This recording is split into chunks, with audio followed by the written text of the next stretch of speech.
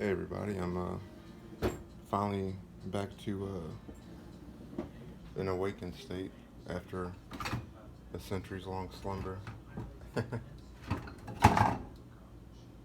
actually feel kind of okay, kind of decent. It's probably because my back actually doesn't feel broken. Well, I guess I gotta hold on. I'm trying to find it. Here we go. Just wanted to show y'all my battery thing keeps coming up, making the record thingy freeze. Oh, let me pause this guy. Some random Marvel MCU review video. I was gonna turn it off, and I was like, oh, it's actually kind of interesting. I'm a DC guy, though, as you can see. I'm Team Batman, Team Joker, and Team Harley Quinn. You like Harley Quinn? Harley Quinn? And Batman? And Joker? Yeah? Oh, you want Daddy to open your box. Oh my goodness, okay. Well, how about we put some food in the bowl? How about we do that? Because I haven't put food in the bowl yet. So this is what they do.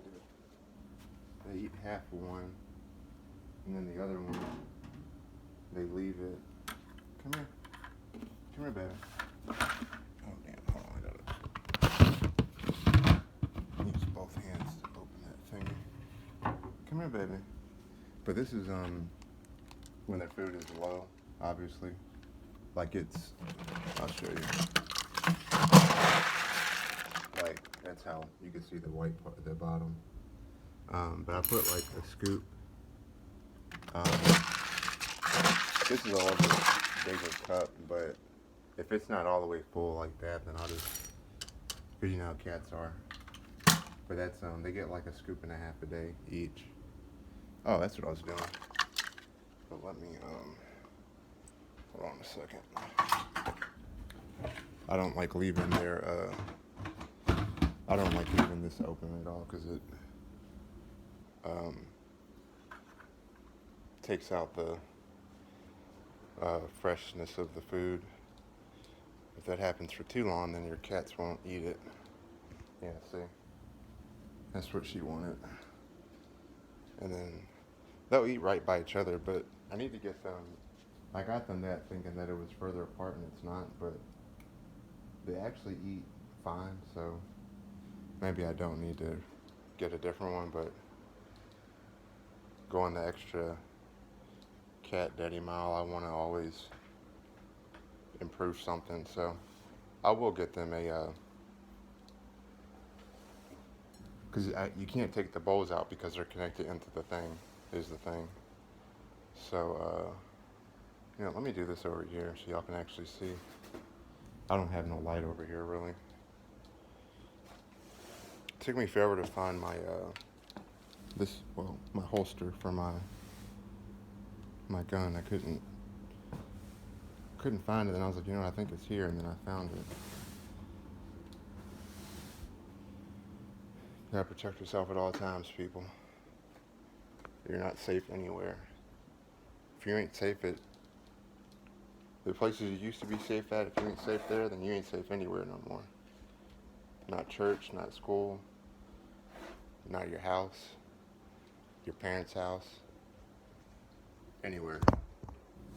So always, at the very least, have mace or something. Because every single time I see somebody gets killed or hurt, or something bad happened to them, like violent, I just think like, what if they had something to protect themselves? Give y'all a perfect example. Across the street, when I moved in here, like my first year or two, there was a road rage problem because the road is like this, and they were coming down this road, and you gotta go over a hill. And when you come over the hill, you gotta kind of slow down. So this dumbass man was like right here, getting enraged how this lady in front of him was driving, and so he was like literally trying to run her off the road like Mad Max. And he did, and So she's like, okay, I'm gonna get off. I'm gonna veer off to the next drop off. So she turned right into the little. We have like a little tiny little mom and pop businesses, like random place businesses right there, like a barber shop and some other stuff. And well, you helped to tell the story too, Harley. And Harley Quinn, little girl, you happy because Daddy got you fresh food? Yeah, you the prettiest girl. Everybody knows it. You're the most prettiest little girl there ever was. Yeah, you baby girl.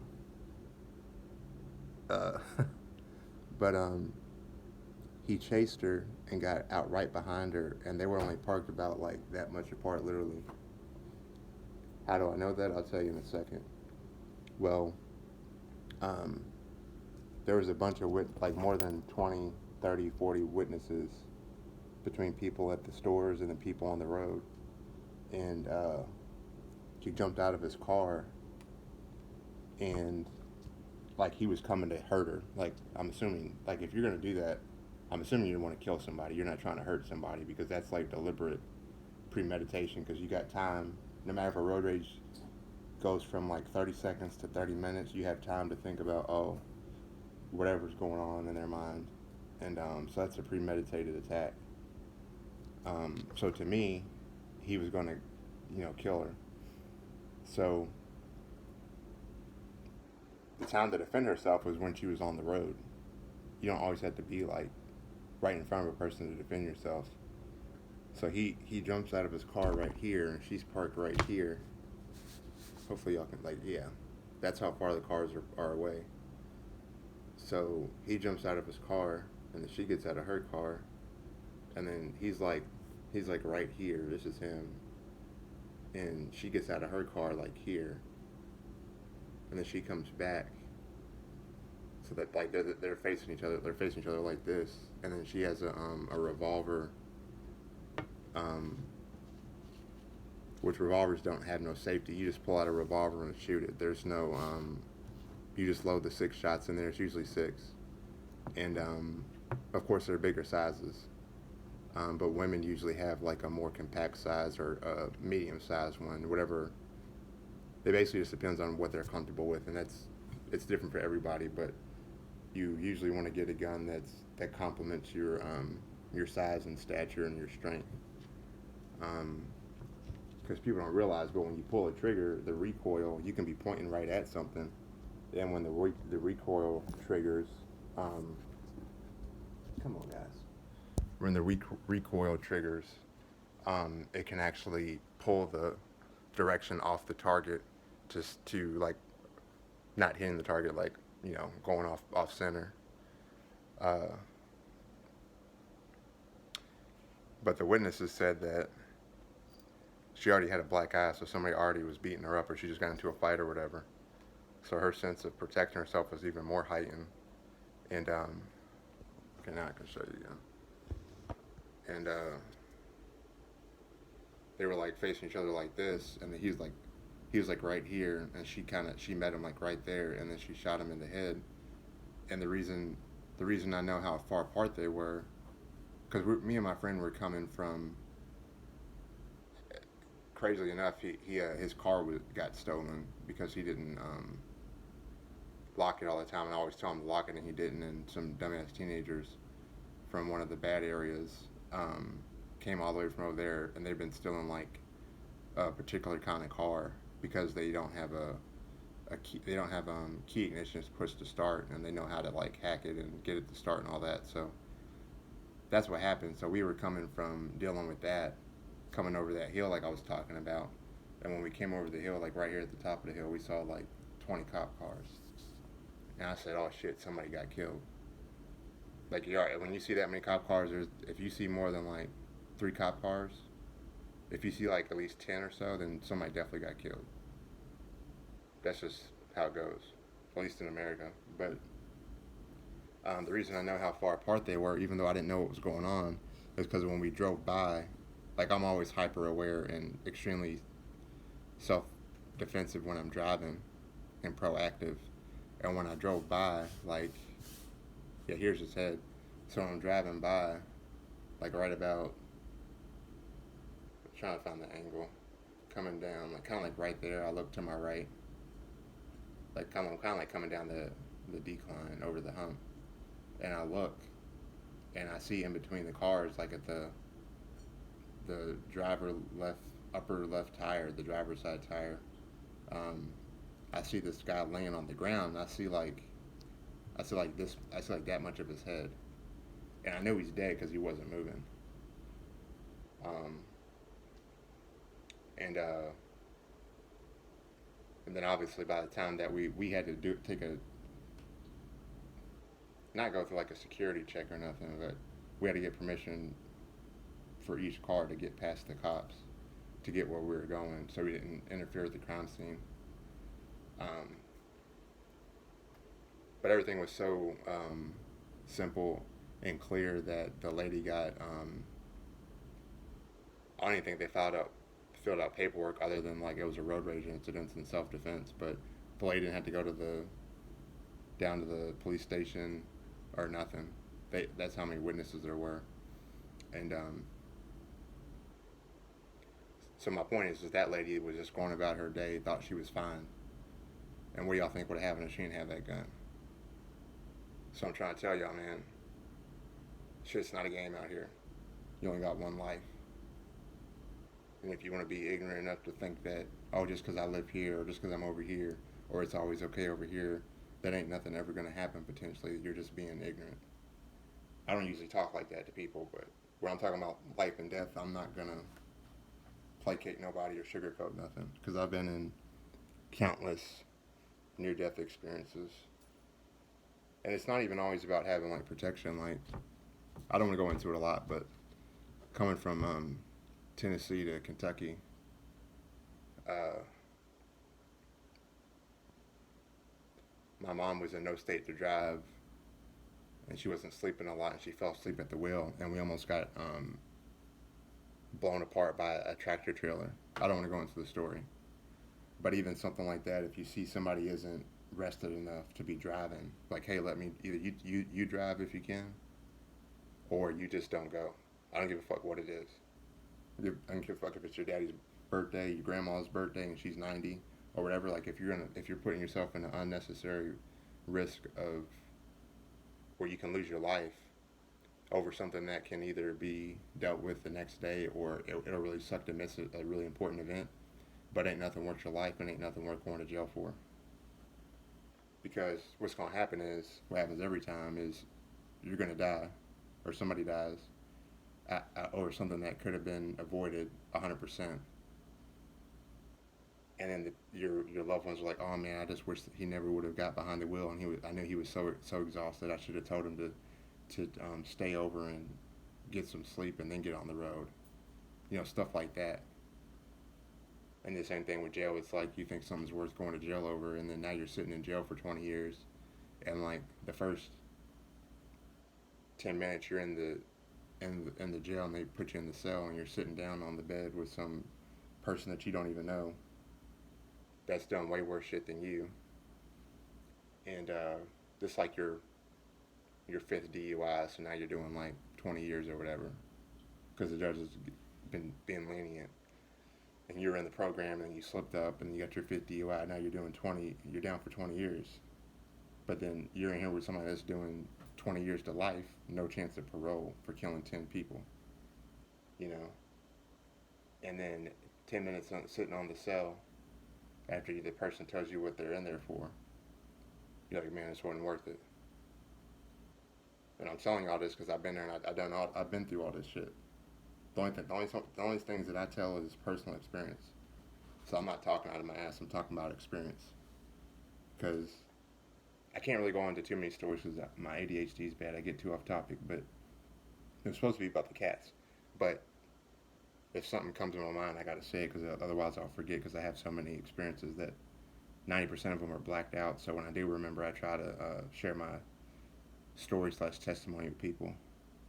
I will try to not be all like preachy, overbearing with that. Um, it's just that the Lord's really put on my heart to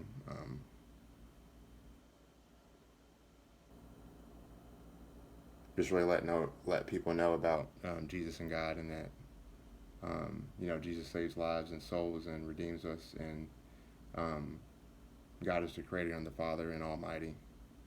Um, so stop putting your trust in people. That's one of God's biggest things, is that He doesn't want us to put our trust in people. He wants us to put our trust in Him. And so there's literally nothing more important than that. But at the same time, I understand that a lot of people get tired of that, and they just, or you scare people off that might be close to going to church or whatever, or opening a Bible or whatever. Or even if you just go to like a prayer group, or you just go with like a group of close friends that you trust, or family, um, that are not going to be like overzealous Bible thumpers like Carrie's mom. Like, stay away from the peoples like Carrie's mom, because there is such thing as being like, to the point of, it's almost like I'm a vessel of God and I have direct link with God and blah blah blah. And it's just like, there's a huge difference between um, having God putting something on your heart, or Jesus putting something on your heart to share with others, versus like, I have a direct connection to get direct information. Like, ask me anything, you'll get an answer. Like, that's not, that's completely, that's kind of like not okay. Um, but not to get into it too much. For the first fight I ever had, I never had any charges or nothing previously at all. Um, I was facing 5 years. So every state's different, but some states consider you an adult at 18. Some it's like, I think 21, or between like 19 and 21, which means you would transition from juvenile jail, which jail is jail, don't get it twisted. Just because people get raped and beat up and taken advantage of and bullied and all that stuff in juvie the same way they do in adult jail, so don't get it twisted. Um, the difference that I had there is that there was guys and girls in my jail. Now our wings are segregated, but when we're eating, we're doing like going to the basketball court, or going to medical or whatever. Well, I keep saying we like I'm still in jail. That's how vivid all this stuff is. But um, like during the daytime, basically we do interact, like, as we see each other, but we're not supposed to talk to each other, which they can't control all that. But most of the time we don't talk to each other because there's very strict rules and disciplinary actions for doing that. But all the same stuff that happens in adult jail happens in juvie. So, and juvie can make you just as bad as if you were in adult jail. But essentially, by either my fourth and fifth year at 18 and 19, I would have been in adult jail, and I would have had a felony on my record too. Thank God for that. But there's I guess whatever story I tell, if you want me to elaborate more on stories, just put a comment saying, hey, tell me about that story, and I can make a video for it. But yeah, just protect yourself at all times. Just don't be a victim unnecessarily, and don't assume anything.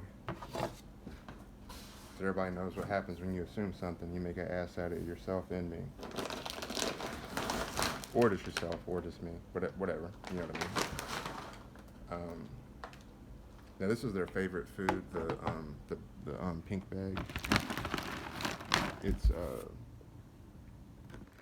roasted quail and roasted duck. I tasted it wild. And the reason I don't put them on any other food is because they're very picky. And this is their favorite food. From the time I brought Harley home, she was already eating dry food. And she went to town on this immediately. And there's a tan bag, a pink bag, and a green bag. I wanted to alternate them, but they love this one so. Oh, what's in the? Oh shit, I don't remember what's in the pink bag.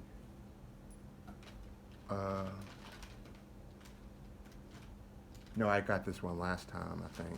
Yeah, I'm pretty sure I did. That sounds right.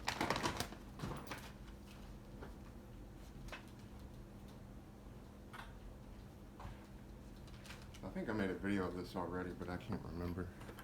My phone's about to die. I gotta hurry up. But you saw the bowl or the food when it's like that. And this is just a bag. But basically my point is 2 bags would basically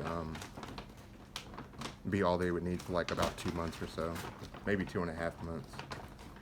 But I have 2 cats, so it goes twice as fast. It's not like I just have Joker anymore.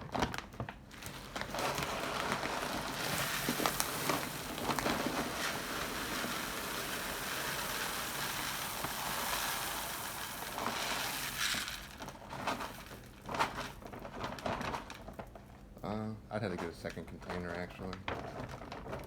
Yeah. That's okay though, I can get another one. But it fills it up about more than halfway. One of these might. This is a 15-pound bag. I don't think this has a weight on it. Oh no, it does. What's the weight on this? I don't see it. Okay, well, I'd have to get another one anyway, probably. But yeah, that's it's usually like a $45 bag with tax. But I have a my Chewy discount. Like I said, my lawyer's gonna have to probably end up helping me deal with that action from a LEGAL point of view. So I'm not receiving my long-term disability that's supposed to go in concurrently from short-term to long-term. Which is why there's been more of an emphasis for the need of donations. But I had to wait they made me wait 6 months through a bunch of like insanity to get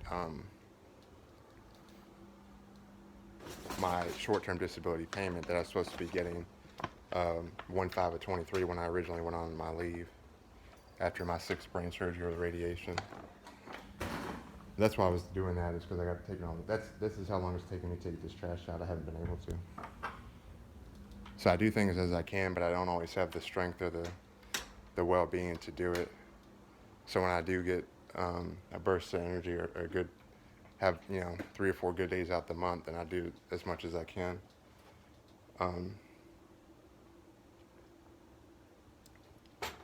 Yeah, outside of those random stories, that's basically the same deal for their cat food.